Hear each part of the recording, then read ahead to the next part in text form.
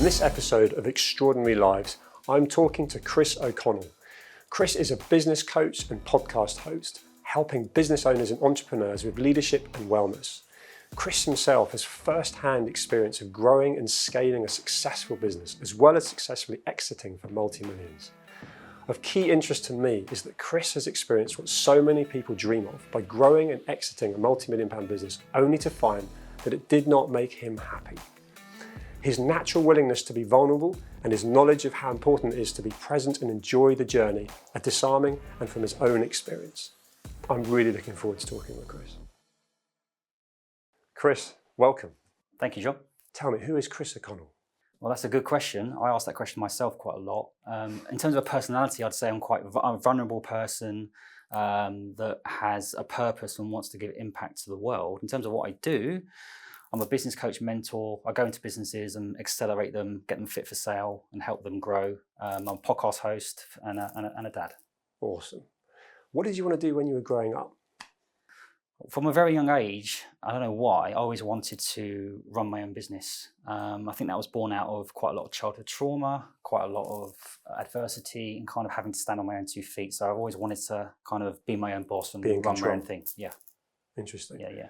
So tell me how that morphed from the idea of wanting that to sort of first foray into business and what you tried and maybe failed at. Well, I didn't enjoy school. I went to grammar school, but didn't really complete a full week in the last year. I skived quite a lot and just kind of, I didn't like the system, but I fell into recruitment. I joined a very large £1.4 billion recruitment business as a very shy 21-year-old. Walked in there was all driving Ferraris and had suits and ties on, and I just fell in love with that concept, and very quickly became the worldwide top biller for that whole organisation. I was billing about £1 million a year, just knocked the doors off, and in 5 years made them 15 million quid. Then left there, set up my own business in 2003, got that to 100 people. Recruitment business? Yeah, another recruitment business, 3 offices, 30 million quid turnover, and in 9 years got it to that level, and then sold that through private equity. So yeah, I just think I got a lot to thank recruitment for. Yeah. So you've actually been the entrepreneur that founded the business and successfully exited. That's not easy to do. Did you navigate the exit the way you wanted to? No, not really. But I mean, on that point, people talk a good game, and to actually bootstrap a business to any sort of level, particularly 25, 30 million doesn't happen very often. So we got it to a point where we sold that through a private equity vehicle. I stayed on as CEO, and then that transaction actually it went wrong for various reasons. I lost the business, I lost the millions, I lost the status of a CEO. From running a business to then watching Judge Judy every day was a big hit on me emotionally, financially, psychologically. I lost 7 houses, got divorced, lost access to my children, had some suicide stuff going on. It was a real dark time for me. That was. There's a lot there. There's a hell of a lot of stress and trauma there. How, just to break out of that, how did you ultimately stave off from, you mentioned sort of the lowest point, to actually coming out of that and building coping mechanisms in them? What did you do? It certainly didn't happen overnight, and I think I'm still recovering in a way. Yep. But I think that when I moved out of the family home and spent some time on my own and reflected on things, I started to look at personal development. I started to get up a bit earlier. I started to have a whiteboard in my bedroom with affirmations on it, and I needed to unwire my childhood. I need to unwire all these things of unworthiness and fear, anxiety, and beating myself up, and kind of just started to talk to myself a little bit better.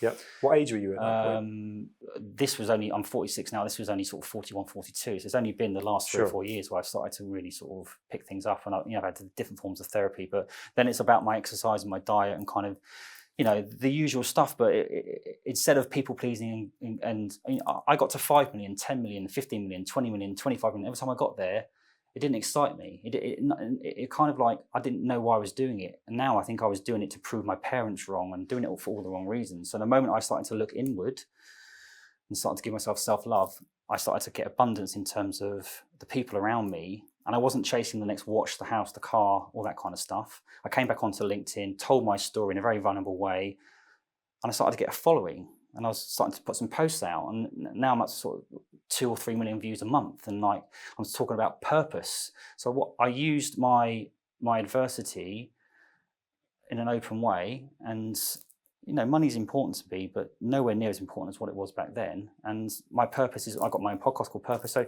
for me, it was about the impact I'm having makes me wealthier than any money I might have. Yeah, coming from a place of authenticity and from a place of lived experience, right? Yeah. So the posts that you were putting out were real. They were. You used the word vulnerable when I asked you first who you are. Yeah. And that's ultimately led to you not just getting all that feedback and continuing to develop that, but actually to reach out and want to help people. Tell me more about how that happened. Yeah, I think that the term personal branding has come into the fore quite a lot recently. Sure. And I was very anti the whole kind of like putting yourself out there and all that kind of stuff. But from my own lived experience, I realised that I couldn't come out of where I was without talking to people and talking to other people. And actually, the way I've won my business was by not just my business skill and experience, but my backstory and being open with people. So for me, it was because I've been through so much in terms of, and everyone has, I could see through the CEOs and the people out there that were saying they're doing well and all this kind of stuff. Because the majority of CEOs, whether it's male or female or whatever, a lot of people in this world are going through the motions. They're getting up, going to work, coming home, and money, but there's no meaning, there's no purpose behind it. And that was me. So it took me to kind of look at myself and go, actually, I could be the best business coach in the world, but actually, if I don't relate to these people on a human level, I'm not going to win. And that's how I won. So my combination of the business skill and experience, and also the human side, and it was just kind of like, it almost is a bit cathartic. It almost kind of helps me when I'm opening them up and talking to them about their stuff. It kind of like, it enables me to process my stuff as well. Yeah, so. Interesting. And the 46-year-old person now, back to so many times previous in your life, is probably thinking so differently for the better right now. One thing I'd love to ask you is, what is your definition of success as we sit here now? Well, what it was back then was, again, the status symbols and on the cars and the houses. Now it's how I impact other people, how many people I can impact positively, how I feel about myself, how my closest people feel about myself, and getting up and having a purpose in my life. And for me, it's people talk about legacy, but I want people to talk about me and look at me and go, actually, that guy was a genuinely authentic, nice guy that wanted to add value to this world and have an impact. That doesn't sound particularly defined, but to me, it's not a number or a material thing. It's what I can do to impact people's lives. Yeah, and also there must be a real sense of fulfillment and clearly purpose with what you do. Yeah. Have you got some rewarding stories? Clearly, client confidentiality, I don't name anyone, but just stories where, in the time that you've been doing this, you've genuinely seen real change. Yeah. I mean, on my LinkedIn profile, there's numerous sort of recommendations, but I've gone into a number of businesses and sort of at least doubled or tripled their headcount and their profitability, but also given them a mission, a values, and a purpose and a direction. So there's numerous examples where I've walked into businesses and helped not just them financially and all that kind of stuff, but actually some of the questions I ask my founders, my owners, and my clients aren't necessarily business related, because I feel that what they're doing outside of work impacts on what they're doing inside of work. So it's enhancing their life in a way. And the purpose thing is sometimes you can't necessarily measure it because it's not tangible, but you can measure it in terms of how they're interacting with their partners or how they're interacting with their team. So numbers I can reel off. I've done this million here, this million there, this million there, but the feedback I'm getting is this guy isn't just the business guy; he's the human being, and that's what I like. Yeah, because that's what I'm really picking up from you, and probably never had a conversation that I can relate to where you've got the wellness and the understanding, probably because of what you've actually been through and the questions you've forced yourself to ask, as well as actually being successful in business and then being through the really hard side of business. And you marry that together, and actually I think you've explained purpose to me, because a lot of people I think struggle with purpose or don't talk to me about purpose, but actually if you set your goals for a shiny new Rolex or the new car, when you achieve that, it's a shock to someone who goes, well, it's hollow. Yeah, I have some personal experience of that as well, where that was the poster on your wall or what have you, and you get there and actually it's not fulfilling. No, but if that was your purpose, you want the bigger watch or the latest car, and don't get me wrong. I think it's important to have that, but it's They do say that the journey is better than the destination. I really believe that, because when you start to go, when I get this, or when I feel that, or when I have that, when you get there, it's never what you think it or hope it is. Yeah. In my experience, anyway. And actually, you're on a journey right now, and you've got the podcast, you've got the business. Where do you see yourself in 5 years' time? It's normally a question I wouldn't ask someone, just because of how much has happened so quickly and so organically for you. Is there a vision of where you want to, or are you already achieving? There is. I mean, I think the podcast is going to be something that I want to elevate myself. I'm grateful to be on this TV show now. I do see myself as being on the TV show, being a host, being like this platform, the Jack platform. I love it.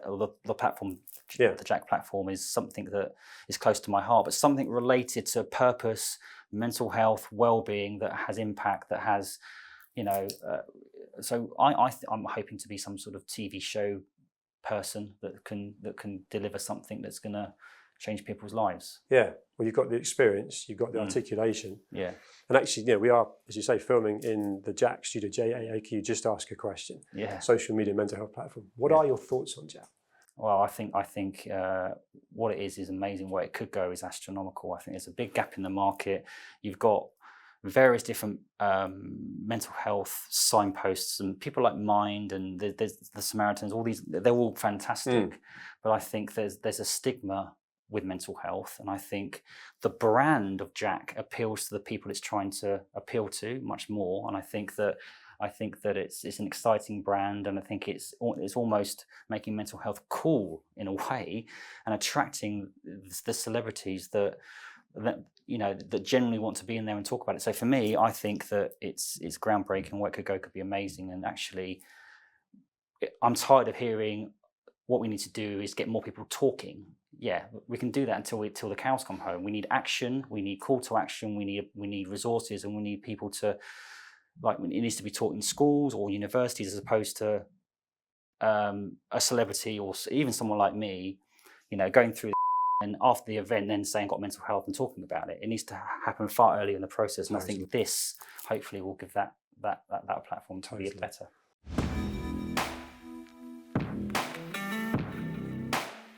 And you mentioned schools, and we're both dads. Yeah. And it feels to me like so much of the education system, the schooling system is either broken or just archaic and out of date. Yeah. And with all the information we now have about how kids' brains form in certain ways by certain ages and so on, and there's no wellness, there's no relationship that these kids have with mental health, unless they're fortunate enough to have parents that understand and choose to teach them, or for whatever reason they're researching it if they're able to online. Why is that, and what can be done to make that I think the whole curriculum school thing is we're conformed into getting the watch, the house, the car, the university degree, and that's going to make us happy. And actually, what we should be taught is things like emotional regulation, emotional intelligence. What is fear? What is anxiety? What it is? Why isn't it done? I think that the world and society has been too indoctrinated into thinking the best way to deal with these things is to get the materialistic things and to get the house and the car. Yeah. Whereas I think it's going to take a whole lot of reform. I think it's getting better. But while they're doing it, I just think it's decades and centuries of how it's been, and you can't just unwire that overnight. No. I mean, there's a number of parents unhappy and kids unhappy at the school where my children go to, and the moment they find out about Jack or talking about the fact that mental health's been talked about, they just you can see teachers are hungry to find out what can we do and how can we do it. So you speak a lot of sense. Then I'm interested, actually. You host your own podcast. Mm-hmm. Have you got a podcast that you would recommend that has, for whatever reason, benefited you, you've enjoyed listening to? Well, there's the obvious ones like the Diary of the CEO, and the Joe Rogan one. Whether it's me or not, I think there's a lack of female podcast producers, hosts. Yep. I think there's a gap there. Yeah. But they're the good ones. But any podcast that can talk in an unbiased, whether it's left wing, right wing. I don't want any of that. I want it where it's a raw, open podcast where you can be yourself and you can talk yourself. That's what keeps it authentic and genuine, which I know yours is, and this conversation is. And the more of that, rather than you're plugging your next book or there's a promotion that the whole thing's about. If you're just talking and educating and ultimately learning, that's what's interesting to me. Yeah. And actually on that, so that's sort of more the mental side. It looks like you keep yourself fit. There's so many different ways to keep both mentally and physically fit, and you must know all of them in your capacity, right? Yeah. So that from breathing exercises to ice baths to going for a good old-fashioned run. What do you do? Have you got a routine? I've tried them all. I mean, I think one of the first things I try to do though in the mornings is I used to get up really early and do it, but actually setting myself in the morning by either doing some sort of meditation first. I can do that myself. And what I used to very much do is put my feet on the ground, just plant myself and just do some very simple breathing. So what I'm trying to say before I do any exercise is set my mind right and just get grounded. I've got a personal trainer that helps, but I think walking has been a really, really good thing for me. I prefer walking than running. Eating the right foods, but also journaling as well. I think that helps me process. So I think that.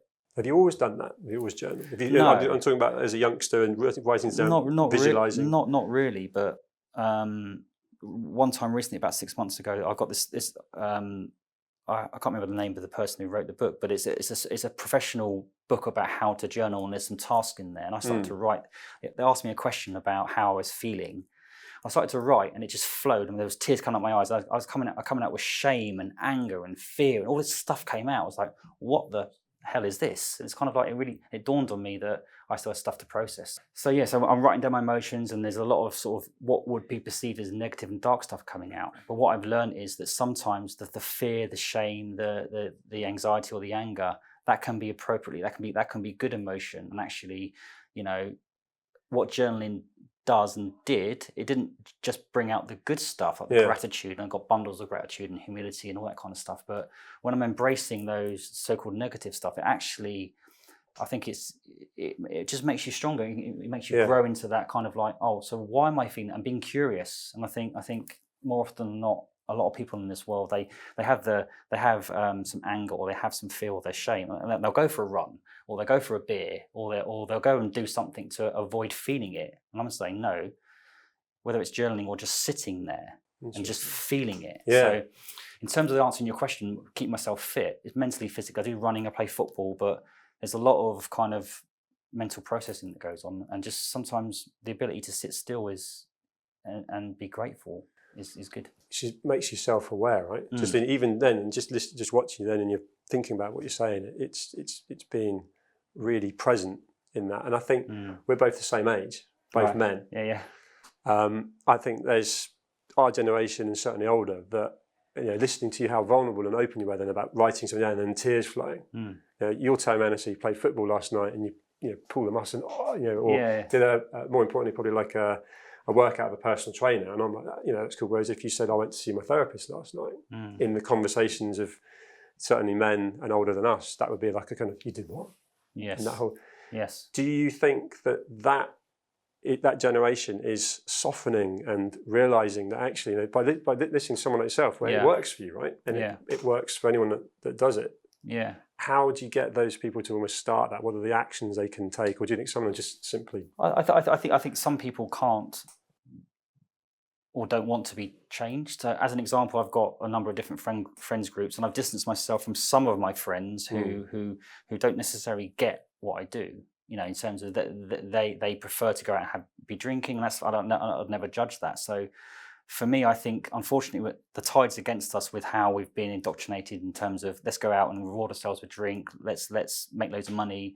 Whereas I think social media has also helped in terms of what you're trying to do with Jack, or what Jack's trying to do. So I think there's always going to be a certain part of the society that, by the news feed they're reading, the TV programs they're watching, the diet that they're having, that they won't see it and feel it, they just won't be able to do it. Whereas there are people that can get that. So you're never going to get the whole thing done. But no. I think it's definitely improved, because there's more awareness out there about, if you walk into a supermarket now, 95-96% of the food in there is numbers, it's got additives, it's got sugar in there. So it's actually quite hard to be fit, healthy, mentally and physically. Yeah. It's not easy. No. People say it is, and some people find it harder, but it's what you want out of life, really, isn't it? It's what you want out of life.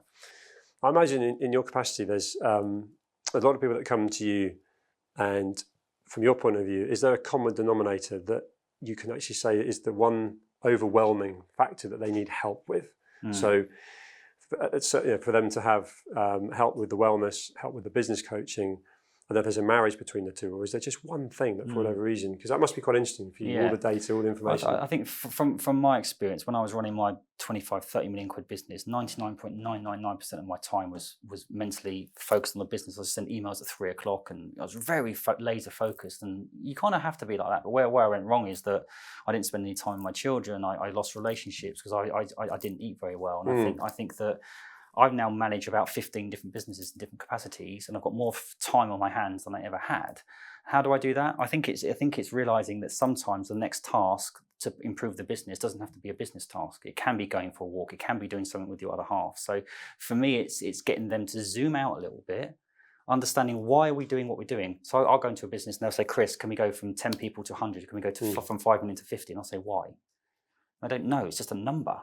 More often than not, they just want to spend more time with their children and their family. So I think it's about getting them to try and enjoy the passage of time, not just this mystical destination and killing themselves before they even get there. Yeah, totally.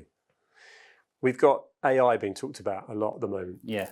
If you look at the conversation we're having now and the feelings, the emotions that you will also have when you're coaching and working with clients, what's your thoughts, both kind of positively and negatively, on AI, and how do you see that affecting certain benefits? I think when we're talking about the internet, people panicked and thought the whole world was going to crash. And look at us now. It's just, for me, it's overhyped. I think it's still quite early in its adoption. I think in the next 2, 3, 4 years, it will enhance and change, and it can create opportunity actually. Yeah.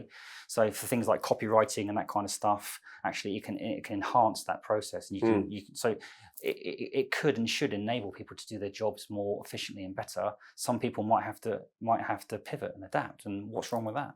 No, I get that, which is business, but you're coming at that from a proper entrepreneur, and are you using it in your business now? I imagine. Yeah, you've got 15 businesses, right? Yeah, so we use it to do like job descriptions, things like that. But I think ultimately it doesn't quite replace the human in terms of recruitment. It's not going to replace the recruiter, I don't think, because the softer skills are really, really important. But for the administration task, I use it myself in terms of when I need some hashtags or something like that, or I need some information. I think for quickness, it just enables you to do the same things but quicker. I think. Yeah, no, I agree. But it's amazing how people are frightened of it, intimidated by it. I mean, of course, a big part of what we're talking about and have talked about is wellness and mental health, and then it's people are, becoming scared of it when actually, in context, we don't quite know what the outcome will be. So just work with it and try and adapt. Yeah, and that's it. And I think it's the mainstream media. I don't want to be careful what I say, but I think. There's a lot of scaremongering in these kind of things, and I think that it's about being curious, and it's the right mindset. Why automatically assume it's going to be negative? And just asking the right questions, and I think that it's important just to try and, if you're unsure about things, get help. Ask other people. Don't just assume yourself that you come up with that answer based on what, because what you don't know, you don't know. No, I get that. So in context of the fact you've talked about journaling, which is something I did without really realising it as a youngster, then I went away from it. And I would say actually that was probably when I lost a certain amount of the purpose of what I was doing, and the shiny things became more relevant only to then very much come back to it and ask yourself questions, what do you want to achieve, and so on. If someone comes to you, perhaps early stages of their business journey and so on, how do you really focus on their purpose, on their mission? And what advice can you give them to make sure they've set the right goals? Because ultimately, if you set the wrong goal, even if you achieve it for the purpose you're trying to achieve, and then you start looking at it, it's a waste of time, or it's an unfulfilled. I do different things, and I can set the business goals, but I think in my business-based mindset, there's 6 facets. There's business, there's mental health, there's well-being, there's purpose, there's relationships, and there's finance. So there's in my realm, I think there's 6 things that can make you be successful in life. So it's trying to set goals for each of those. So relationships, how much time have you invested in that? So I try to get them their life harmony sorted out. But in terms of business, it's sitting down, not just with the owners, but with the wider team and making it our vision as opposed to just his or her vision, then understanding their own individual strengths and weaknesses. As a CEO, what they tend to do is they tend to try and be all things to all people. They try to execute 50 things. What they do, they execute 50 things averagely. No, let's do these 5 things really, really well, and everything else can be delegated. So it's understanding where the end goal is, breaking that down into chunks, operations, finance, applying the right people to the right skill set, and then holding them to account. Interesting. The biggest thing is that, and what they want is, they actually want to be held to account. When they're given a smaller part of their own business, they've got their own kind of projects, they actually have their meaning. More often than not, CEOs, believe it or not, they're lonely in their own business because they haven't really got anything that they can say, oh, I did that. Yeah. So it's just actually, stop being Billy Big whatever. Let's just get that bit done. I'll do that bit, he does that bit, and then we all win. Yeah. You talk a lot of sense. You articulate it really well. Yeah. And actually, I just reminded myself, you mentioned as a youngster you were a shy kid. So you've gone on that journey to ultimately be successful and achieve the happiness side of things, if you like, the purpose. What advice would you give to your younger self now, coming through the sort of teenage years? It can be tough for a young lad not knowing what you're going to be doing. And well, I mean, I still parrot myself now. I'd say to myself, I love you, Chris.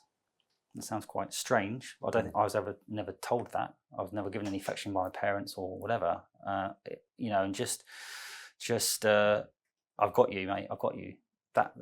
Whereas when I was there, I just felt I was just living by the seat of my pants and just trying to impress everybody and kind of just not feel and just kind of and searching for validation and love in a different form in terms of money and status and that kind of stuff. Now I'm like, I don't need to prove myself to anybody, and I'm attracting love in different forms and joy and abundance in different ways. So for me, it would just be to tell myself I love myself. Yeah, that's interesting. I've been told that by someone else who's close to me, and it's interesting because I think especially I think the Americans do it almost quite naturally. Right. And sort of almost the high-fiving the mirror and some of the things that are out there. But I think from an English person point of view, I'm embracing that a lot more now. You sort of get over that self-conscious side of things and think, actually, why would you not big yourself up? Spend the most amount of time with ourselves. But really intrinsically talking to yourself and go, hello, mate, good day today, well done. And kind of like that kind of self-coaching is, for me, that's been a bit of a game changer for me. And I think I'm not inside everybody's head, but I'm pretty confident that everybody, no matter how successful or unsuccessful we are, there's always that little voice in your head that the devil, whatever it is, and the angel, that negative saying, no, you're not, no, you're not. I still get that voice, but it's almost like knowing it's there and understanding it's there. It's always going to be there. And it's easy to say just to believe in yourself, but so many people are confident on the outside, but underneath they're not. And everyone's in the same boat. Yeah. I've learned not to put anybody on a pedestal, but I've also, throughout my whole career, I've always said, when I was smashing it at S3 and, as a 21-year-old, getting CEOs on the phone, I never put anyone as inferior or superior. I try and treat everybody the same. Yeah. I can feel that. It's not easy. No. It's easier said than done. It comes with practice and time and making mistakes. And sometimes I'm, a podcast host. I can go into businesses and change the world with them, or sometimes I can be around a dinner table with my closest friends and have loads of social anxiety. And sometimes you can't explain that. No. And sometimes you don't need to explain it. So when mental health comes in, we always look for the reasons why and the root cause. Yeah, but actually, sometimes it just is. It just is. Yeah, and accepting it. And use your word again, which I love, the vulnerability, which I've learned loads of. I could carry on talking, but we're going to run out of time. Thank you so much for talking with me today. Pleasure to come on. Thanks so much. Cheers, Chris. Cheers. Is that all right?